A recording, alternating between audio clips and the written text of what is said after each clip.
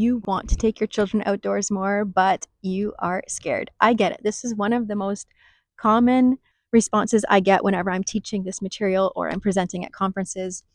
Teachers are nervous to take their kids outside. They think it's going to be chaos and all is going to go crazy and wild.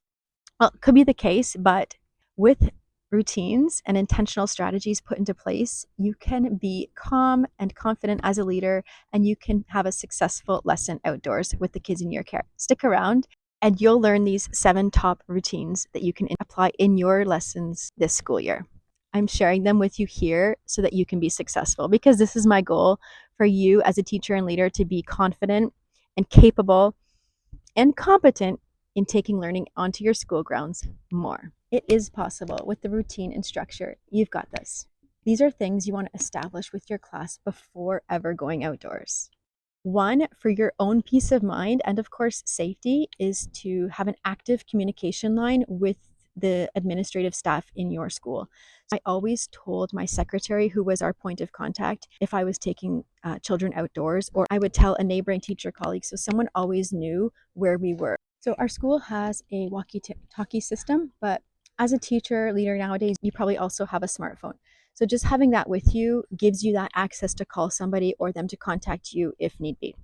And that gives you the peace of mind that you need to take your kids outdoors in a safe way. Something else that I did was to always put it on the calendar, so children always knew from a quick glance when the outdoor learning session was. There were no surprises. And so just this visual cue, like any other subject, but you're just preparing their minds that that lesson in particular is going to be taken outdoors. It's, outdoor learning with a purpose. So having that visual cue very clear and regular will help. And not only that, but if a child was late, or if another teacher came into your class for, an unannounced reason, they would see on your class schedule that for that particular time, that particular lesson, you were outdoors. A third routine that I did every single time, because the children needed it, was to explicitly outline the fact that this was a learning session and not recess. And sometimes we had to go over examples of what a recess period would look like free, active, unstructured play. Maybe moving about the school ground in the different designated zones versus our learning session outdoors, which was structured, which was in a defined space, defined boundary, which had a distinct learning goal, and that we would stay together. So drawing this distinction between the two always was important to frame the session. That could be done indoors or it could be done outdoors.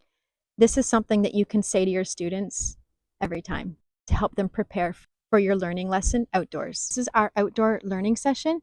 It is for active learning, curiosity, and staying together for our shared learning goal. And of course, you would outline what your shared learning goal is. The fourth routine I always had in place, very consistent with this, was a designated meeting spot. So as you're taking your learners outdoors, you might have your arms full of baskets or a bag or something of this nature holding the door.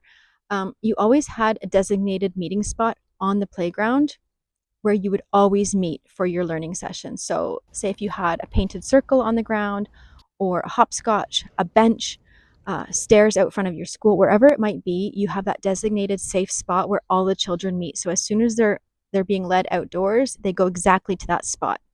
Now, if it doesn't quite happen, have everybody return back in and then try it again. You want to embed this routine, this practice in from the very beginning, so that students are aware of your expectations, and that if they don't meet them, you go back in, try again as a class. Your learners begin to understand that they have this one consistent meeting spot where the instruction takes place and from which point all else will take place. This is their anchor, their home base.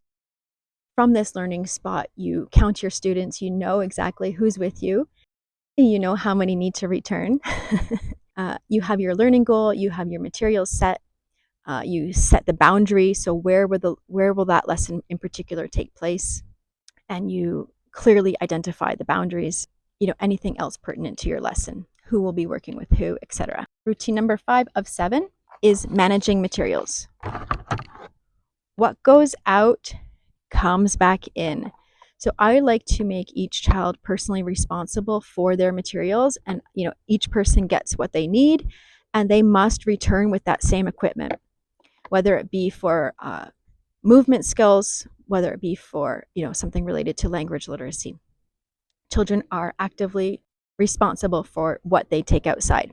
Now, I might myself take a few extra markers, a few extra resources. That's always important because sometimes the markers run out, pencils break, etc.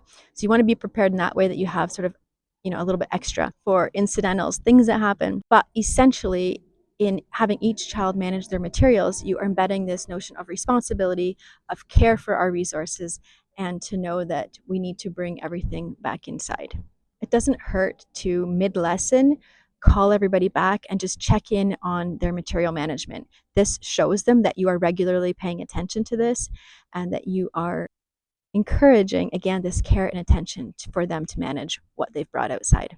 Routine number 6 is this discussion, this ongoing discussion, and this could be something that you do in your classroom anyway, but it's reviewing helpful behaviors versus behaviors that hinder our learning or harmful. So helpful versus harmful. I always drew our attention back to this sort of easy phrasing, helpful or harmful behaviors, because it allows each child to reflect on their own choices.